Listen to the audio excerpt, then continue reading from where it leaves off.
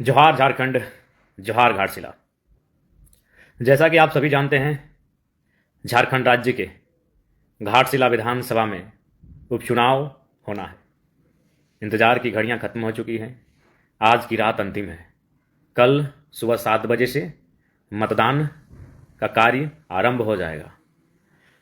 तो कल 7 बजे मतदान का कार्यक्रम आरंभ हो, उससे पहले मैं जयराम कुमार महतो, केंद्रीय अध्यक्ष झारखंड लोकतांत्रिक क्रांतिकारी मोर्चा, सह विधायक डुमरी, घाटशिला विधानसभा के तमाम मतदाताओं को, भाइयों बहनों, नौजवान साथियों, बड़ों बुजुर्गों को एक संदेश देना चाहता हूँ। वोट आज भारत समेत विश्व के अधिकांश देशों में वोट की व्यवस्था है। वोट यानी लोकतांत्रिक व्यवस्था का आधार। यानी जब से हमारे हाथों में वोट की शक्ति आई, जिस दिन हमारे पास वोट आया, तो वोट किसके बदले आया? जब भी कोई नई चीज़ आती है, किसी के बदले आती है। जी हाँ, वोट आया राजतंत्र के समाप्ति पर, राजाओं के शासन के समाप्ति पर वोट तंत्र का उदय हुआ। यानी राजाओं का शासन। राजाओं का शासन मतलब जो राजा की इच्छा, जो राजा की मर्जी। राजा का पुत्र राजा, राजा के पुत्र का पुत्र राजा, राजा के पुत्र का नाती राजा, राजा के नाती का नाती राजा, बादशाह राजा, बादशाह का बेटा बादशाह, बादशाह के बेटे का बेटा बादशाह, शहंशाह का बेटा शहंशाह, सुल्तान का बेटा सुल्तान, सम्राट का बेटा सम्राट। यानी इस परंपरा को ध्वस्त करके, इस परंपरा को दरकिनार करते हुए भारत देश में लोकतंत्र की व्यवस्था हुई और लोकतंत्र का आधार बना वोट का तरीका। वोट की यह प्रणाली उस लोकतांत्रिक व्यवस्था का आधार बनी। यानी अब राजा की मर्जी नहीं है, अब बादशाह की मर्जी नहीं है, अब शहंशाह की हुकूमत नहीं है। अब जनता के हाथ में निर्णय है, जनता के हाथ में निर्णय है, जनता के पास निर्णय है कि अब हमारा राजा कौन होगा। अब तो उसे राजा नहीं कहेंगे, जनप्रतिनिधि कहेंगे। लेकिन राजा के स्थान पर कौन आया? राजा जो शासन करता था, राजा जो नीति नियम बनाता था, राजा जो राज्य को चलाता था। तब राजा तो चले गए, उनके स्थान पर कौन है? उनके स्थान पर आज हैं एमपी का समूह और एमएलए का समूह, ग्रुप ऑफ एमएलए और ग्रुप ऑफ एमपीज। यानी एमएलए का समूह और एमपी का समूह। एमपी का समूह यानी देश के लिए, एमएलए का समूह यानी राज्य के लिए, जो राजाओं के स्थान पर शासन प्रशासन को चलाने के लिए आए। अब उस शासन प्रशासन को जो लोग चलाएंगे वो उनकी मर्जी नहीं है, वो हमारी मर्जी से जाएंगे, हमारे वोट से चुनकर जाएंगे। हम जिन्हें वोट देंगे वही जाएंगे और शासन प्रशासन को चलाएंगे। तो मैं ये बातें इतनी लंबी और विस्तार से इसलिए कह रहा हूं, क्योंकि जिस मकसद के साथ हमारे देश ने लोकतंत्र की व्यवस्था को अपनाया था, जिस मकसद के साथ एक आम जनमानस ने वोट तंत्र में अपनी भागीदारी को सुनिश्चित की थी, वो मकसद आज 70-75 सालों के बाद भी सार्थक होता हुआ नहीं दिख रहा है। आज भी ऐसा प्रतीत होता है कि राजा के पुत्र को ही उसी की उम्मीदवारी आज भी है। 75 वर्षों के बाद भी इतना बदलाव नहीं हो पाया कि आम जनमानस अपने वोट को लेकर सक्रिय रह सके, उस अपने वोट को लेकर चिंतनशील रहे। आज भी राजपुत्र ही बड़े बड़े राजनीतिक दलों से चुनाव लड़ने आते हैं, चुनाव लड़के विधायक, मंत्री, सांसद, मुख्यमंत्री इत्यादि इत्यादि बन जाते हैं। घाटशिला का कहानी क्या है आप सभी जानते हैं। घाटशिला में एक प्रत्याशी तो हमारे हैं, झारखंड लोकतांत्रिक क्रांतिकारी मोर्चा के एक साधारण कृषक आदिवासी परिवार के एमएससी बीएड की पढ़ाई कंप्लीट करने वाले रामदास मुर्मू, जो जेएलकेएम के प्रत्याशी है। लेकिन दो प्रत्याशी कौन है? चलिए, हमारे भाई समान ही है, उसमें कोई उनकी हम शिकायत ना आलोचना करेंगे। दोनों हमारे बड़े भाई हैं, बाबूलाल जी और सोमेश जी। लेकिन उनका संबंध किस परिवार से है? दोनों का संबंध पूर्व मंत्रियों के परिवार से है। जो दो प्रत्याशी हैं, जो दो कैंडिडेट हैं, दोनों पूर्व मंत्रियों के परिवार से ताल्लुक रखते हैं। अतः ऐसे में लोकतंत्र की अवधारणा, लोकतंत्र की वह विरासत जो हमने राजतंत्र को समाप्त करके अपनाई थी, बिल्कुल सार्थक होता हुआ नहीं दिख रहा है। इसलिए आप सभी से आग्रह होगा कि घाटशिला के उपचुनाव में घाटशिला के तमाम माताओं बहनों को मैं विनती करूंगा, मैं अनुरोध करूंगा कि इस बार उस परंपरा को, उस परिपाटी को तोड़ें कि राजा का बेटा राजा बने। इसको तोड़ना होगा। ये लोकतंत्र के लिए हितकारी नहीं है। क्योंकि आज हम बात करते हैं कि हमारा देश तो अमीर है लेकिन यहाँ की जनता गरीब है। हमारा देश कल को 7 ट्रिलियन, परसों 10 ट्रिलियन, कुछ वर्षों बाद 15 ट्रिलियन, कुछ वर्षों बाद 20 ट्रिलियन, तो शायद कुछ दशकों के बाद 50 ट्रिलियन की भी इकोनॉमी छू ले, लेकिन क्या आम व्यक्ति तक पहुंच पाएगी? नहीं, एक खाई बनेगी, क्योंकि हमने सत्ता का और संपत्ति का केंद्रीकरण कर लिया है, एक जगह केंद्रित हो गई है। अगर वास्तव में हम देश को खुशहाल देखना चाहते हैं तो हमें विकेंद्रीकरण की प्रक्रिया को अपनाना होगा। हमें विकेंद्रीकरण की जो व्यवस्था है उसे सार्थक दिशा में, सकारात्मक दिशा में लेकर जाना होगा। विकेंद्रीकरण यानी किसी के पास भी पैसा, सबके पास राजनीति का पावर, सबके पास सारी व्यवस्थाएं, सबके पास, आम व्यक्ति तक, अंतिम पायदान पर जो व्यक्ति खड़ा है उस व्यक्ति तक जाएगा, उसे विकेंद्रीकरण। तो इसलिए आज इस व्यवस्था को बदलना होगा। घाटशिला के तमाम मतदाताओं से मेरा अनुरोध होगा।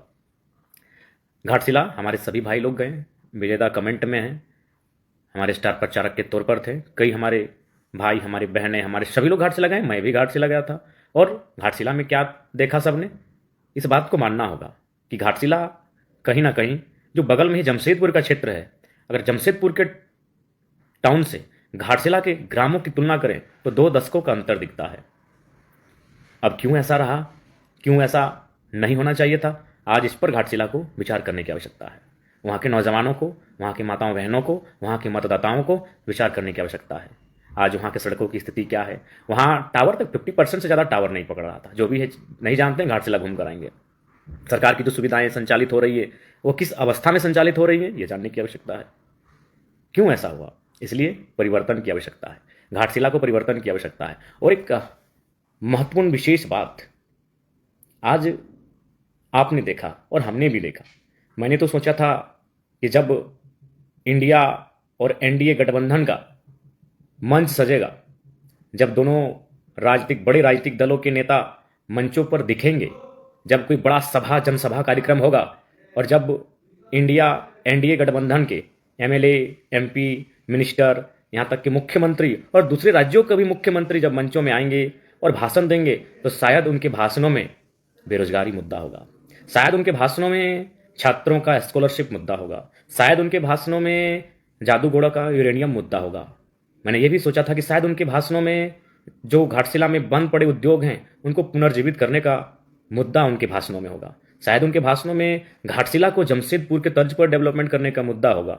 लेकिन भाषणों में आरोप प्रत्यारोप, और सबसे महत्वपूर्ण क्या दिखा इस बार? आंसू दिखा। एक आंसू बहा हमारे बीच स्वर्गीय, आज नहीं है, स्वर्गीय रामदास सोरेन जी, हमारे पूर्व शिक्षा मंत्री। उनको हृदय तल से आज भी श्रद्धांजलि देते हैं, आज भी उनको नमन करते हैं, आज भी उनको वंदन करते हैं।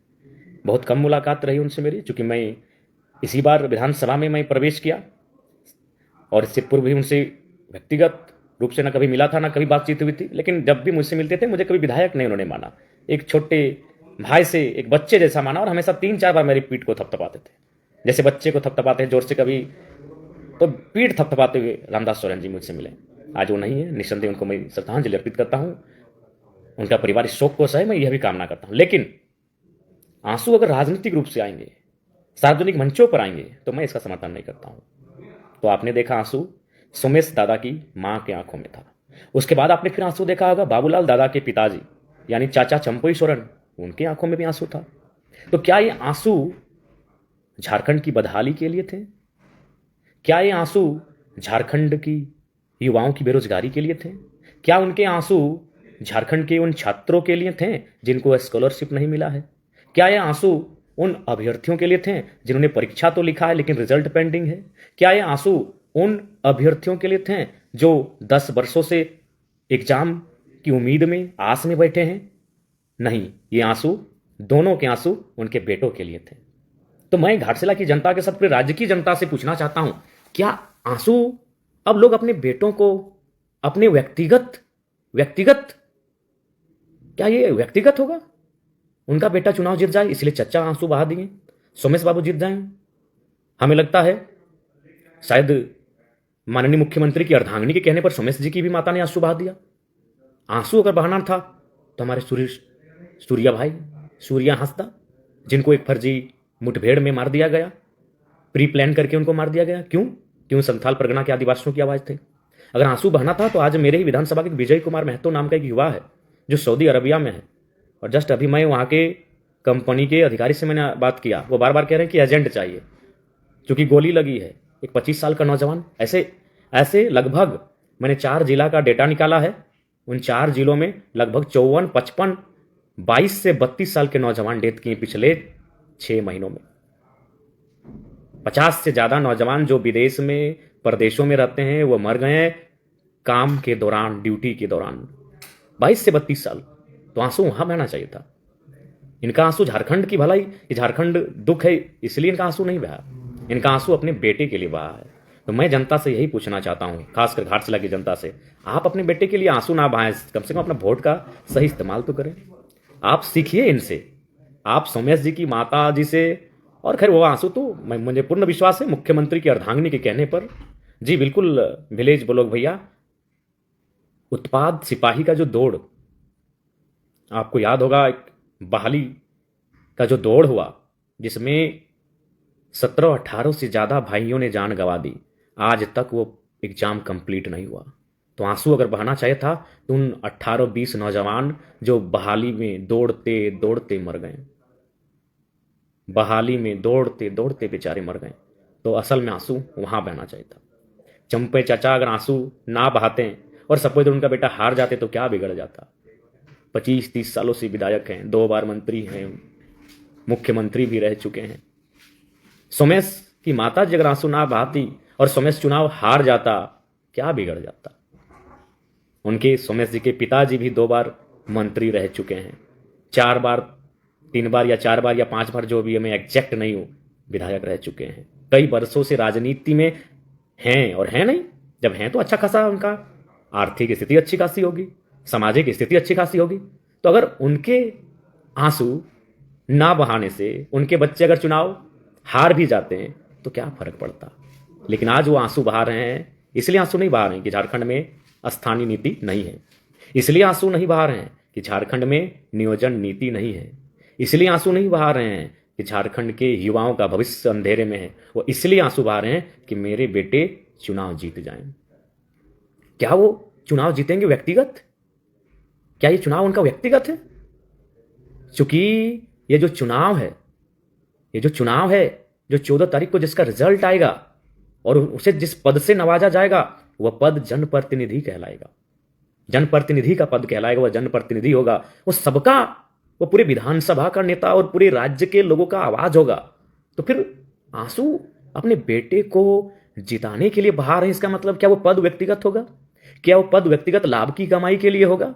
क्या वो पद निजी स्वार्थ की पूर्ति के लिए होगा? यदि वो पद व्यक्तिगत नहीं है, यदि वो पद निजी लाभ की कमाई के लिए नहीं है, यदि वो पद निजी स्वार्थ की पूर्ति के लिए नहीं है, तो आंसू बहाने की कोई आवश्यकता नहीं है। अगर वो काबिल होंगे, जनता उन्हें चुनेंगे, जनता उनका समर्थन करेंगे, जनता उनके साथ खड़ा रहेंगे। इसलिए आप तमाम जनता जनार्दन से मेरा आग्रह होगा कि आंसू की राजनीति को, ये आंसुओं की राजनीति को, मोदी जी आस्था को ले आए, अब हेमंत दादा आंसुओं की राजनीति लेकर आए हैं और चंपे चाचा उसी को फॉलो करने जा रहे हैं। तो इसको दूर करें। और साथ ही साथ मैं मानता हूं, मैं उनके आंसू की कद्र करता हूं। अगर वो आंसू व्यक्तिगत रूप से अपने आंगन में, अपने घरों में या किसी गैर राजनीतिक कार्यक्रम में अगर आते तो मैं समझता, मैं मानता हूं सोमेश जी की माता ने अपने पति को खोया है, मैं उनकी आंसू के प्रति सहानुभूति रखता हूं। चंपे चाचा ने 40 साल जिस पार्टी की सेवा दी, उस पार्टी से वो बाहर हो गए, उस पार्टी को उन्होंने छोड़ दिया, मान सम्मान में ठेस पहुंचाए। मैं इस पीड़ा का भी अनुभव करता हूं। निस्संदेह दोनों को पीड़ा है, सोमेश दादा की माता को भी पीड़ा है और चंपे चाचा ने बाबूलाल जी के पिता को भी पीड़ा है। एक को अपने पति खोने का पीड़ा है और दूसरे को अपने 40 वर्षों से सिंची गई पार्टी से बाहर होने की पीड़ा है। लेकिन वह अपने व्यक्तिगत अपने बेटों को जिताने के लिए आंसू बहाते हैं तो दुर्भाग्य का विषय हो। बिल्कुल सपंदा, आप तो घाटशिला होकर आए हैं, बिल्कुल आपने भी करीब से चीजों को देखा होगा। तो इसलिए इस बार रामदास मुर्मू को मौका दें। एक नया उभरता हुआ युवा नौजवान है, उम्मीद है कि वो बेहतर कार्य करेगा। और युवाओं को इसलिए चुनिए, मैं ऐसा नहीं कि मैं बुजुर्गों के विपक्ष में हूं, सबकी अपनी एक आयु है। खेल कूद के लिए बचपन और आधा युवावस्था है, उसी आधी युवावस्था में और थोड़ा सा आगे पढ़ाई लिखाई की, अब उसके बाद घर परिवार संभालना है, फिर बुजुर्ग होकर बच्चों को थोड़ा लाड प्यार दुलार और दिशा देना है। सबका अपना समय सीमा होता है, लेकिन मेरा ये मानना है कि आज युवाओं को राजनीति में इसलिए मौका मिलना चाहिए, जैसे मैं भी देखता हूँ कि जब एक दिन में 10-12 समस्याओं को टैकल करता हूँ, जब उनका लाइनअप करता हूँ, चाहे वो स्वास्थ्य संबंधित हो, किसी पदाधिकारी से संबंधित हो, या किसी ऑफिस से संबंधित हो, बिजली से संबंधित हो, कोई विषय से हो, तो थकने जैसा फील होता है। लगता है कि यार अब छोड़ दें, अब आज हो गया। लेकिन फिर कहते नहीं, वो उम्मीद से फ़ोन किया है तो इसकी फिर ट्राई करते हैं। जैसे फॉर एग्जाम्पल आज ही हैदराबाद में एक डेड बॉडी का मामला था, एक प्रवासी भाई का देहांत हुआ, तो हम लोगों ने घर बैठे फ़ोन किया, लगातार प्रयास किया, और उनको जो भी मुआवजा था संतोषजनक देने का काम हुआ। एक अस्पताल का मामला था, डॉक्टर से बात हुई तो कुछ शुल्क में कटौती, यानी जो हॉस्पिटल का फी था उसे माफ़ कर दिया गया। लेकिन जो जहाँ अधिक उम्र के विधायक के सांसद हैं, यकीन मानिए उनको आप एक दिन में 10 से ज़्यादा 12 कॉल कर दीजिए और बोलिए कि हम समस्या है, वो खुद वो और इंटरेस्ट नहीं लेने लगते हैं, क्योंकि मन, शरीर, तन सब थकने लगता है। मन थक गया, तन थक गया तो कैसे काम करेगा? सच्चाई कह रहे हैं, हम अपना अनुभव बता रहे हैं कि 10-12 समस्या के बाद कभी कभी हम लोग को भी लगता है कि अब थोड़ा थकावट लगता है, तो सोचिए उनका क्या हाल होगा। और ये सच्चाई है, ये हम लोग यूथ हैं, एनर्जेटिक हैं, इसलिए कार्य को कर रहे हैं। इसलिए आपसे आग्रह है, युवाओं को राजनीति में मौका दीजिए, क्योंकि वो एक्टिव होकर काम करेंगे और बहुत ही तेज तरार होकर काज करेंगे। इसलिए आप सभी से आग्रह है, घाटशिला की जनता से अनुरोध है, विनती है, इस बार झारखंड लोकतांत्रिक क्रांतिकारी मोर्चा के रामदास मुर्मू, नाम भी बड़ा प्यारा है, हमारे दिवंगत स्वर्गवासी मंत्री महोदय, उनका भी नाम रामदास सोरेन था, इनका नाम रामदास मुर्मू है। रामदास विल रिप्लेस रामदास, रामदास रामदास की जगह लेंगे। कितना सुंदर मेल खा रहा है। और ये आवश्यक नहीं, मैं मंत्री जी को श्रद्धांजलि देते हुए, नमन करते हुए, वंदन करते हुए कहूँगा कि आवश्यक नहीं है कि उन्होंने जो काम जहाँ छोड़ा है उनका परिवार का ही कोई पूरा करेगा। कोई नया ऊर्जावान, विचारवान युवा उस रास्ते में आएगा और उस कार्य को जो छूटा है उसे पूरा करने के लिए आगे बढ़ेगा। इसलिए रामदास मुर्मू को सपोर्ट करें। घाटशिला वासियों, आप सभी से आग्रह है कि रामदास मुर्मू, जिनका क्रमांक आपको पता है 5 है, चुनाव चिन्ह कैंची छाप है। बिक्कीदा ड्राइवर भाई लोगों के लिए भी जरूर आवाज़ उठाएंगे। हम लोग एक विधायक हो जाते हैं, समय थोड़ा कम मिलता है, इसलिए थोड़ा सा त्रुटि होती है, लेकिन समय के साथ हम लोग सबके मुद्दों को रखेंगे, सबके मुद्दों के साथ खड़े रहेंगे। आपको ये विश्वास दिलाते हैं। आप मेरे चेहरे को करीब से देख सकते हैं, मेरा चेहरा कितना थका हुआ इस उम्र में लग रहा है। इसलिए नहीं कि बीमार है, इसलिए कि हम लोग जनता के कार्यों को दिल से लेते हैं, क्योंकि हम वहीं से उठकर आए हैं, उसी गांव से, वही खेल के मैदान से, खेतों की पगडंडी से उठकर आए हैं, और वहां से मेरा अभी भी नाता है, टूटा नहीं है। लोग विधायक सांसद होने के बाद वहां से नाता तोड़ लेते हैं और कभी कभार ही दर्शन देते हैं, लेकिन हम वहां से नाता आज भी रखें और आजीवन रखेंगे। तो इसलिए आप देख सकते हैं, हम लोग आपके लिए हैं, जनता जनार्दन के लिए हैं, यही हमारी अभिलाषा है। बाकी पुनः घाटशिला की देवतुल्य जनता से अनुरोध है, आग्रह है कि इस बार आप अपना बहुमूल्य मत 5 नंबर पर रामदास मुर्मू जी को करेंगे। आप सबों का आशीर्वाद रामदास मुर्मू जी को मिले, यही हम सबों का आप सबों से अनुरोध है। जोहार झारखंड, जोहार घाटशिला। घाटशिला के उपचुनाव में रामदास मुर्मू को कैंची छाप पर बटन दबाकर भारी मतों से विजय बनाएं, यही अनुरोध है, विनती है। जोहार। जोहार सभी दादा, भाई, बहन, दीदी लोग जो जुड़े हैं लाइव सेक्शन से, सबको जोहार।